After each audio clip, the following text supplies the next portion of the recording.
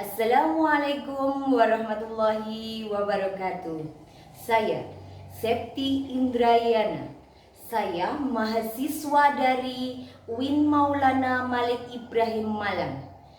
Saya akan membuat video pembelajaran di Madrasah MTS Miftahul Ulum Lodoyo dengan tema strategi dakwah Rasulullah di Madinah pada tanggal 1 Desember 2023.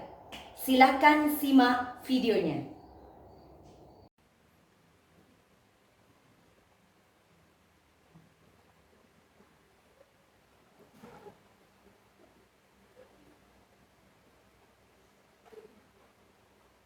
Ya anak-anakku semuanya, Assalamualaikum warahmatullahi wabarakatuh.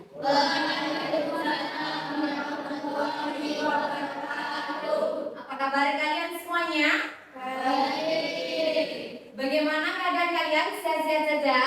Sehat. Ya, untuk hari ini kita akan mempelajari SKI ya. Untuk sebelum kita berdoa, marilah kita membangun semangat dulu ya. Yaitu dengan apa? Alhamdulillah. Kita semangat luar biasa. Allahu Akbar. Yes. Iya, terima kasih yang sudah semangat semuanya. Iya.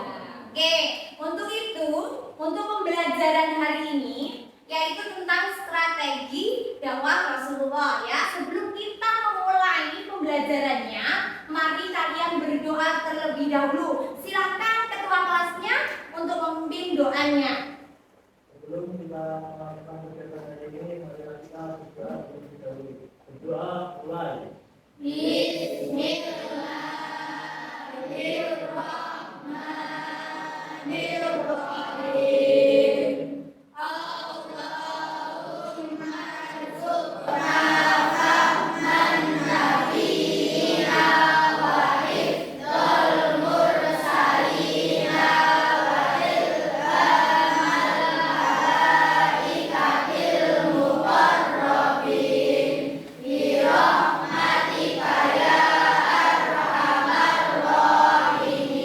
Hari ini ada yang tidak masuk? Oke, tidak ada ya, semuanya masuk semuanya ya. Oke, untuk kali ini apa tujuan pembelajaran hari ini? Ada beberapa ya tujuannya. Ya, setidaknya nanti kalian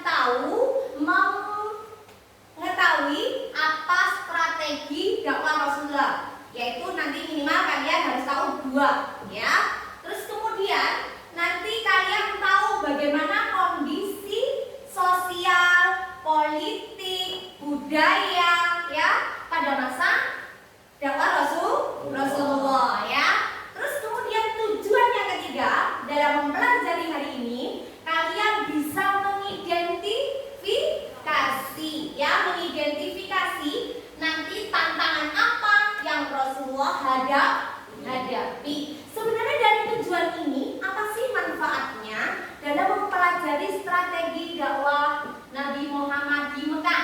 Ada beberapa manfaatnya, yaitu kalian bisa ya mengaplikasikan dari dakwah Rasulullah ini di kehidupan sampean sehari-hari. Nah, setiap manusia itu kan sudah memiliki kewajiban untuk berdakwah, sehingga kalian dimanapun berada, strategi apa nanti kalian untuk beribadah di dunia nyata.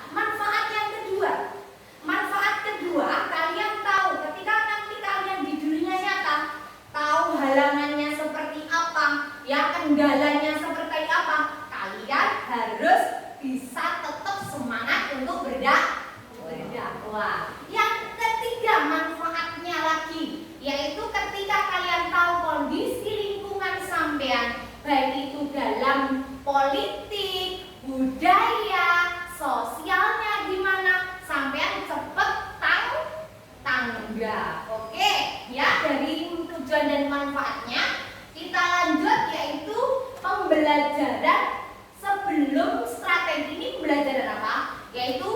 kondisi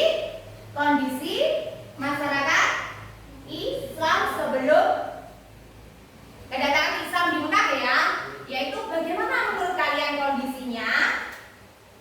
Yaitu kondisinya bagaimana? Masih banyak menyembah berhala. Oke, pinter. Yang terus apalagi kenapa pada waktu itu disebut sebagai zaman jahiliyah? Zaman kebodohan. Terus dari strategi dakwah Kanjeng Nabi sebelum materi kondisi, terus kemudian nanti menuju strategi, ini ada kaitannya dari pembelajaran sebelumnya sampai pembelajaran hari ini. Dari kondisi itulah Kanjeng Nabi akan melakukan strategi dalam berdakwah. Gimana umat Islam yang ada di Mekah nanti bisa menganut ajaran Kanjeng Nabi. Iya, betul. Terus kemudian hal-hal yang perlu kalian tahu. Hari ini kita mempelajari strategi dakwah Nabi dengan memakai metode recovery learning ya. Metode ini nanti kalian akan melihat tayangan video ya. Dari tayangan video itu kalian akan mengidentifikasi masalah, tanya jawab ya. Mana hal-hal yang kalian temukan dalam video itu. Terus kemudian kalian nanti akan mengumpul apa? Mengumpul kelompok begitu ya, berkelompok. Terus kemudian kalian tanya jawab ya, tanya jawab pada kelompoknya. Kemudian kalian mencari informasi, mencari data-data dari hal-hal itu yang kalian temukan ya.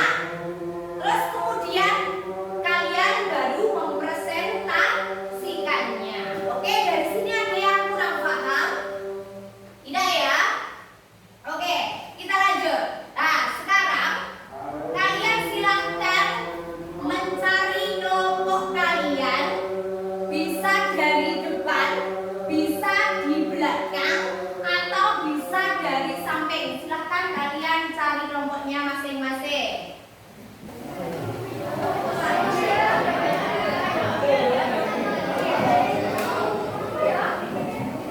Oke, sudah semuanya? Sudah? Oke, sudah? Oke, sudah. Lanjut. Untuk itu silakan kalian memperhatikan video yang nanti akan saya putarkan. Amati betul-betul dari video ini ya. Dakwah Nabi Muhammad SAW periode Mekah. Permulaan dakwah Nabi Muhammad SAW ketika sedang bertahanus di Gua Hira atau Jabal Nur, Nabi Muhammad SAW diangkat menjadi Nabi dan Rasul yang ditandai dengan turunnya wahyu pertama, yaitu surat Al-Alaq ayat 1 sampai 5, disebut peristiwa Nuzulul Quran. Yang kedua, Nabi Muhammad mendapat perintah berdakwah ditandai dengan turunnya wahyu kedua, yaitu surat Al-Mudaththir ayat 1 sampai 7. Nabi Muhammad yang ketiga, Nabi Muhammad mulai berdakwah yaitu ketika turunnya surat Asy-Syu'ara 214, yaitu tentang beliau berdakwah secara sembunyi-sembunyi di rumah Al-Qam bin Abil Al-Qam Al-Mahzum.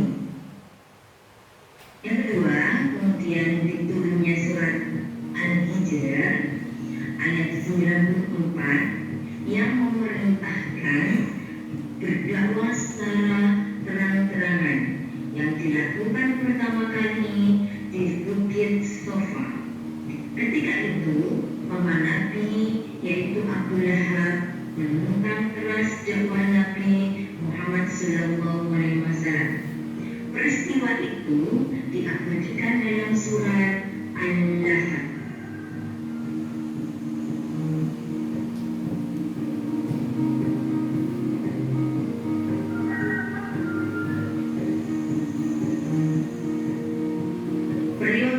Prioritas dakwah Nabi Muhammad SAW dibuka. Misi Nabi Muhammad sebagai rahmatan lil alamin, yaitu mengajarkan ketauhidan. Yang kedua, kondisi masyarakat Mekah yang menyembah berhala. Nabi Muhammad mendapat tugas mengajak untuk menyembah Allah. Yang ketiga, menegaskan hari kiamat sebagai hari pembalasan. Yang keempat, merupakan perilaku masyarakat jahiliyah. Yang kelima, mengangkat dan melindungi hak asasi manusia. Respon masyarakat Mekah terhadap dakwah Nabi Muhammad.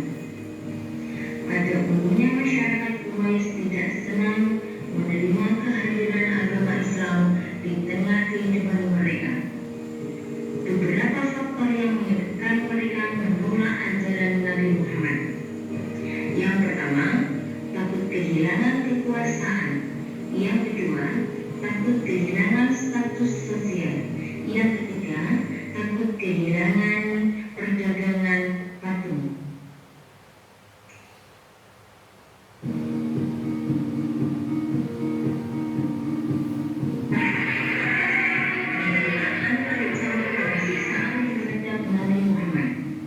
Penghinaan, ancaman, dan siksaan terhadap pengikut Nabi Muhammad. Rujukan harta, wanita, dan kedudukan. Membujuk Nabi untuk bertukar sesembahan. Membujuk dan memprovokasi Abu Thalib. Menghasut masyarakat Mekah. Mengasingkan dan memboikotkan Bani Hashim dan Bani Muthalib. Yang kedelapan, mempengaruhi pimpinan negara tetangga untuk menolak kehadiran Islam.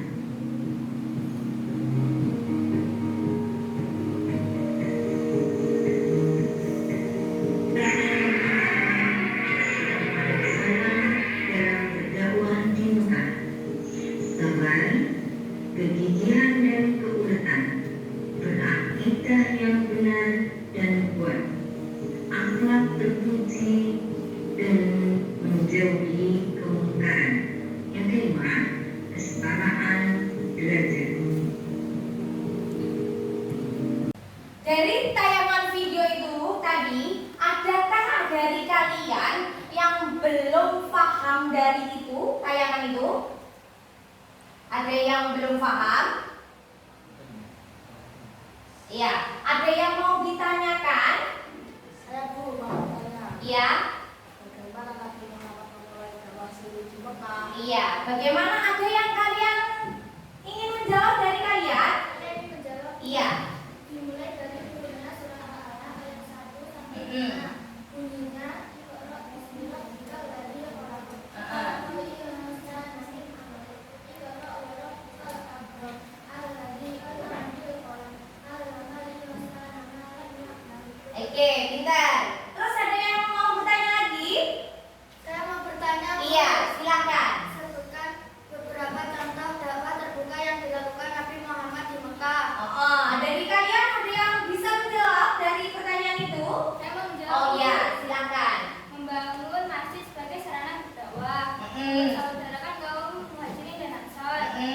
Melakukan perjanjian dengan kaum Yahudi Madinah. Oke, sudah ya. Untuk kalian ada yang mau bertanya lagi? Saya Bu. Oke. Apa yang menjadi alasan Nabi Muhammad memilih dakwah siri? Alasannya dari kalian ada yang bisa menjawab dari pertanyaan ini tadi? Saya ingin menjawab, Bu. Iya, silakan. Alasannya yaitu untuk menyelamatkan umat muslim dari kekejaman orang kafir Quraisy. Oh iya, betul sekali ya. Dari kalian yang masih ada yang mau bertanya? Oh iya. Apa ada menemukan awal kehidupan Nabi SAW? Ada yang bisa menjawabnya dari kalian? Oke. Di Islam disebut dengan As-Sabiqun al-Awwalun atau Mm-mm. pertama terdahulu masuk Islam. Ah. Itu Walid bin Walid, Zaid bin Harithah bin Syarahil, Oke. Ali bin Abi Thalib dan Abu Bakar Siddiq. Oke, ada lagi yang mau bertanya? Saya bertanya. Oke. Muhammad dakwah jalan di Mekah. Jadi di Mekah ya? Ya, dari kalian ada yang bisa menjawabnya? Iya. Ketika turunnya surat Al-Hijr ayat 84 yang berbunyi Fasda bimantuk maru wa a'rid 'anil musyrikin. Iya. Tama tadi angkat tangan ingin bertanya? Iya. Apa Tama? Di mana Nabi Muhammad melakukan dakwah siri di Mekah? Di mana? Ada yang bisa kalian ini yang menjawab? Saya menjawab. Iya. Di rumah Arqam bin Abil Arqam Al-Mukhzumi. Oke, pintar.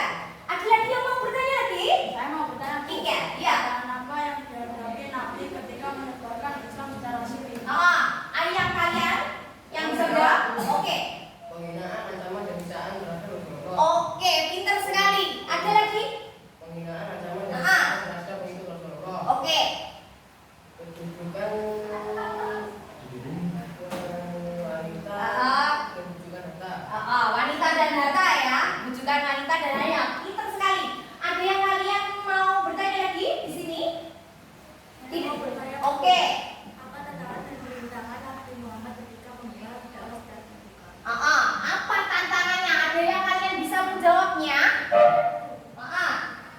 Yang bisa kegigihan dan kegiatan. Kegigihan dan keuletan. Ada lagi yang mau bertanya? Saya bertanya, Bu. Iya. Apakah rata-rata peristiwa yang membuat Nabi beralih ke dakwah tersebut? Beralih dakwah tersebut ya dari Jahar. Ke sini ke Jahar. Oke, ada yang bisa menjawabnya? Saya, Bu. Oke. Faktor utama Nabi Muhammad Sallallahu Alaihi Wasallam beralih ke dakwah jahar adalah karena turunnya surah Al-Hijr ayat 94 yang memerintahkan Nabi Muhammad Sallallahu Alaihi Wasallam untuk melakukan dakwah secara terang-terangan. Oke, pintar sekali. Ada yang mau tanya lagi? Saya mau bertanya, Oke, silakan. apakah terdapat perbedaan strategi atau pesan yang disampaikan oleh Nabi dalam dakwah terbuka jika dibandingkan dengan dakwah siri? Adakah itu? Siapa yang bisa menjawab dari pertanyaan itu? Ada yang bisa dari pertanyaan itu? Oke, kalau tidak ada yang bisa, saya Bu Guru yang akan menjawab. Yaitu dari strategi dakwah kenapa, ya, diambil manfaatnya. Terus bagaimana strategi dari diam-diam, terus kemudian terbuka, yaitu Kanjeng Nabi turunnya surat tadi yang sudah dijawab oleh Mbaknya sama Masnya ya, yaitu tentang tadi turunnya surat Al-Mudaththir ayat 1 sampai 7, yaitu Kanjeng Nabi disuruh untuk dakwah siri, kemudian beralih lagi ke dakwah secara terang-terangan, yaitu dengan turunnya surat Al-Mudaththir ayat 94. Jadi dakwah ini berguna untuk kehidupan kita sehari-hari, di mana kita bisa mengaplikasikannya dalam kehidupannya nyata. Sudah ya, bisa diterima? Oke. Untuk selanjutnya ya, untuk selanjutnya silakan kalian berkumpul di kelompok kalian masing-masing. Yuk, berkumpul. Oke, untuk kalian silakan untuk mengambil alat untuk mengumpulkan informasi dari kelompok kalian. Silakan mengambil alatnya dulu di depan. Perwakilan kelompoknya.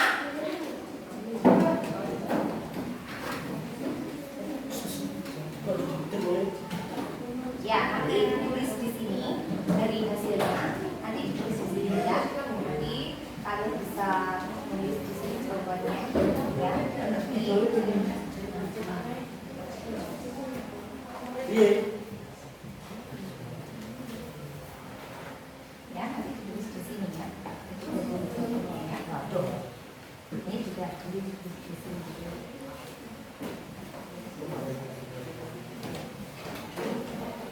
Sudah semuanya ya. Untuk kalian ya, untuk kalian sebelum kalian membahas tentang itu semuanya, sebelum itu kalian silahkan amati gambar berikut. Ya, amati gambar berikut ya. Di sini ya. Silakan amati gambar berikut ini. Nah, ini adalah dakwah Nabi Muhammad secara siri. Ya, ini gambarnya. Nah, dakwah Nabi Muhammad secara siri ini adalah dilakukan secara face to face atau secara langsung kepada orangnya, ya. Kemudian dakwah ini dilakukan di rumah Arqam bin Abil Arqam. Terus kemudian dari dakwah secara siri ini bukan karena keinginan Kanjeng Nabi, tapi disuruh Allah, maka turunlah surat Al-Mudaththir ayat 1 sampai 7. Maka itu dilakukanlah Kanjeng Nabi dakwah secara siri, yaitu yang pertama kepada keluarganya, ya, kepada para sahabat. Nah, dakwah secara siri ini dilakukan selama 3 tahun. Kemudian yang gambar sebelah ini yaitu dakwah secara jahar, ya. Nah, ini kalau dari gambar ini yaitu tempatnya di Bukit Sofa. Nah, didatangilah, ya, beberapa masyarakatnya, yaitu masyarakat atau kaum Quraisy, ya, di mana yang mendatangi salah satunya adalah paman Nabi Muhammad, yaitu Abu Lahab. Nah, Abu Lahab ini juga, ya, orang yang menentang dakwahnya Kanjeng Nabi secara terang-terangan, sehingga namanya diabadikan dalam surat apa, Kak? Al-Lahab. Dari dakwah Nabi yang sini menuju dakwah Nabi yang secara terbuka ini sebenarnya latar belakangnya adalah turunnya wahyu dari Allah. Maka Kanjeng Nabi melakukan dakwah. Oke, untuk selanjutnya silakan kalian cari informasi dari beberapa sumber, bisa dari internet, bisa dari buku kalian. Silakan dimulai. Menurut saya, penjelasan konteks sosial, politik, dan budaya. Sosial itu seperti ekonomi, ya? Bukan, menurut saya itu sosial masyarakat itu menyebar berhala. Kita lanjut ke pembahasan yang berikutnya, yaitu nilai-nilai budaya tertentu di Mekah itu apa? Menurut saya, nilai budaya di Mekah itu seperti menyebar budaya, generasi dan nilai yang menunjukkan dakwah Nabi Muhammad sahabat. Nabi Muhammad itu melakukan dakwah Syriah diawali dengan apa, ya? Nabi Muhammad dakwah Syriah diawali dengan melakukan dakwah di rumahnya Arqam bin Abil Arqam ini selama 3 tahun. Ya. Kalau ini bedanya apa? Perbedaan antara dakwah Syriah dan dakwah Jahiliyah itu, kalau Syriah itu secara sembunyi-sembunyi, kalau Jahiliyah itu secara terang-terangan. Apakah ada yang lain? Menurut saya, dakwah Syria itu langsung sama orangnya. Kalau dakwah Jahiliyah itu secara terbuka. Ya, betul. Apakah ada lagi yang lain? Tidak ada? Ya, sudah. Menurut saya, strategi dakwah Nabi Muhammad di Mekah itu ada 2. Ya, menurut saya itu yang pertama itu sendiri, yang kedua itu jahar. Menurut saya, sosial itu seperti ekonomi. Salah, menurut saya sosial ekonomi di Mekah adalah ilmu beralih. Ya, betul. Dulu ya. Saya strategi dakwah yang dilakukan Nabi Muhammad itu ada 2. Jadi kalau Nabi di Mekah visinya kira-kira apa? Menurut saya berusaha melakukan perbedaan dan membangun persatuan dalam masyarakat.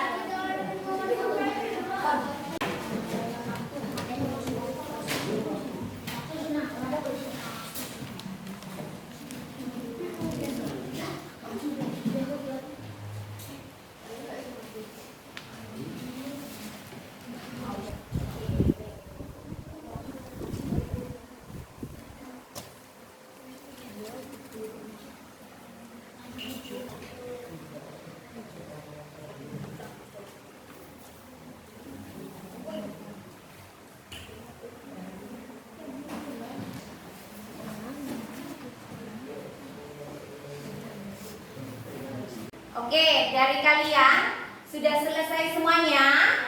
Oke, sebelum kalian nanti untuk presentasi, silahkan cek kembali apakah yang sudah kalian kumpulkan itu benar atau tidak. Coba kalian cek di pencarian alternatif, bisa di internet. Silahkan kalian cek kembali. Ini ada yang kurang.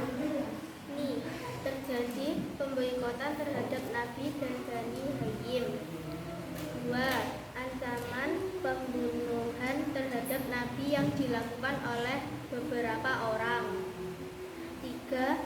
Hinaan dan cacian yang dilayangkan kepada Nabi. 4. Siksaan kepada banyak sahabat yang masuk Islam, khususnya dari golongan hamba cahaya. Ditambahkan.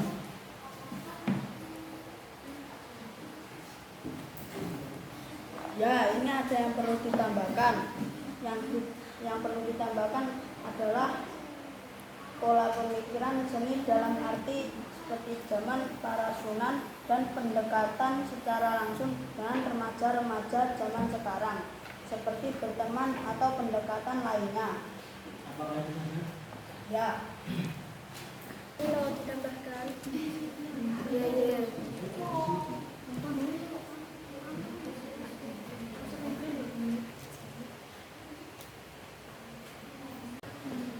Anak-anak sudah selesai semuanya? Oke. Untuk itu silakan kalian presentasi, baik itu dari kelompok kalian atau perwakilan individu. Untuk itu silakan kelompok 1 dulu. Saya menemukan strategi dakwah Rasulullah di Mekah yang dilakukan selama 3 tahun, yang dibagi menjadi 2, yaitu dakwah siri atau sembunyi-sembunyi. Dakwah siri adalah orang-orang pertama masuk Islam, dinamakan as-sabiqun al-awwalun. Dilakukan dengan orang terdekat seperti keluarga. Dilakukan di rumah Al-Qom bil Adil Al-Qom.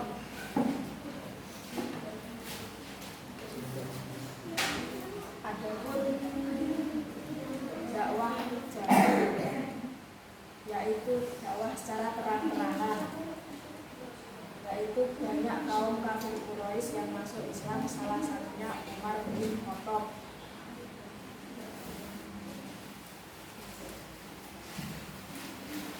Untuk selanjutnya silakan kelompok 2 untuk presentasi.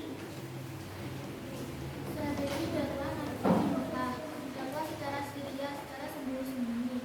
Setelah mendapatkan perintah dari Allah melalui wahyu, langkah yang beliau ambil adalah melakukan dakwah secara siri, rahasia atau sembunyi-sembunyi di lingkungan keluarga dan sahabat beliau yang bisa dipercaya. Dalam sejarah Islam dikenal sebagai as-sabiqun al-awwalun, orang-orang yang lebih dahulu masuk Islam. Mereka adalah Khadijah binti Khuwailid, Zaid bin Harisah bin Syarahil, Ali bin Abi Thalib sepupu beliau, Abu Bakar As-Siddiq, sahabat paling dekat beliau. Jadi pemboikotan Nabi selama 3 tahun di rumah Al-Qom bin Abil Al-Qom. Kondisi sosial di Mekah menganut agama nenek moyang, membuat perempuan hidup-hidup, membunuh perempuan hidup-hidup, minum minuman keras, berzina dan berjudi. 2. Adapun dakwah secara jariyah adalah dakwah secara terang-terangan. Nabi Muhammad mengundang Bani Hasyim dan beberapa orang Bani Al-Thalib bin Al-Manaf. Nabi menyuruh kepada kaumnya menyembah dan berserah diri kepada Allah. Hanya Abu Thalib yang tidak menentang. Dia tidak masuk Islam, tetapi dia mendukung dakwah Nabi Muhammad dan melindunginya dari gangguan kaum kafir Quraisy.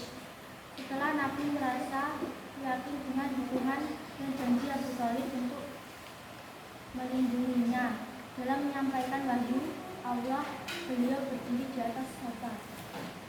Oke, terima kasih untuk kelompok 2, bagus sekali. Untuk sekarang kelompok 5, silakan untuk kelompok 5 presentasi hasilnya. Jadi dakwah Nabi Muhammad SAW di Mekah ada dua, yaitu satu Syria atau sembunyi-sembunyi. Satu, pengikut awal Nabi Muhammad disebut as-sabiqunal awwalun. Dua, dilakukan di rumah Arqam bin Abi Arqam selama 3 tahun. Penyebab Nabi Muhammad memilih dakwah sendiri karena turunnya surah Al-Mudaththir ayat 1 sampai 7.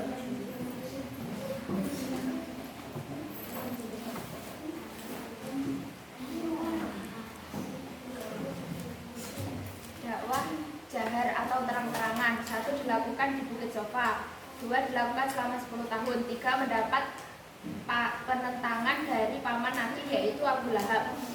Penyebab Nabi Muhammad SAW berlari ke dakwah jahar adalah karena turunnya surah Al-Hijr ayat 94. Kondisi sosial masyarakat Mekah.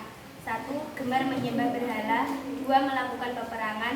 3, melakukan foya-foya, judi, dan lain-lain. Kondisi budaya masyarakat Mekah. 1, menyembah jin, ruh, dan hantu. 2, menyembah bintang-bintang. 3, beragama Yahudi dan Nasrani. Kondisi politik masyarakat Mekah.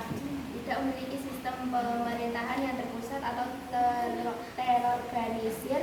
Mereka hidup dalam bentuk suku-suku atau kabilah-kabilah yang saling bersaing dan bertikai. Oke, karena sudah presentasi dari kelompok 1, 2, dan 5, untuk kelompok yang lain seperti itu juga ya presentasinya. Terus kemudian untuk presentasinya sudah, silakan kalian kembali ke tempat duduknya masing-masing. Pembelajaran hari ini ya kita simpulkan bareng-bareng ya. Dari pembelajaran hari ini ada yang mau menyimpulkan pembelajaran tentang strategi dakwah Rasulullah di Mekah? Saya Bu. Jadi dakwah secara resmi atau sembunyi-sembunyi itu dimulai dari turunnya surah Al-Alaq ayat 1 sampai 5. Bunyinya Iqra bismi rabbikal ladzi khalaq. Khalaqal insana min 'alaq. Iqra wa rabbukal akram. Alladzi 'allama bil qalam. 'Allamal insana ma lam ya'lam.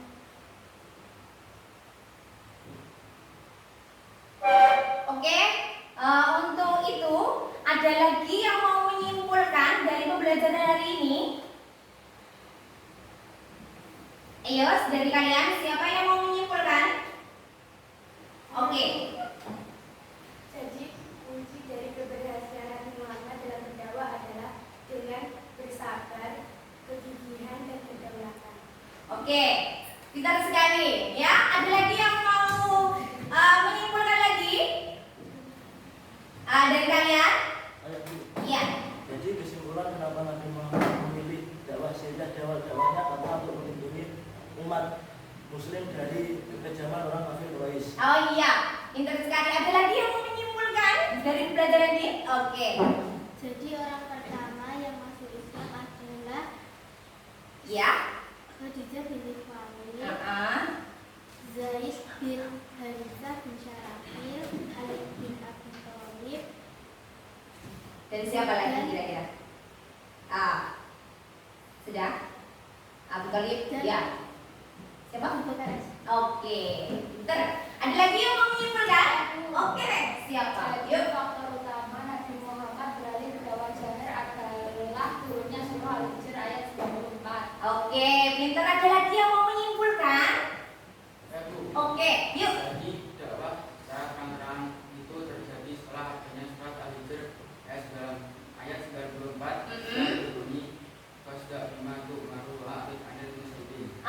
Pintar. Turunnya ayat ya, karena sudah secara terbuka. Oke, dari kalian sudah ada tidak yang mau menyimpulkan pembelajaran hari ini? Sudah tidak ada?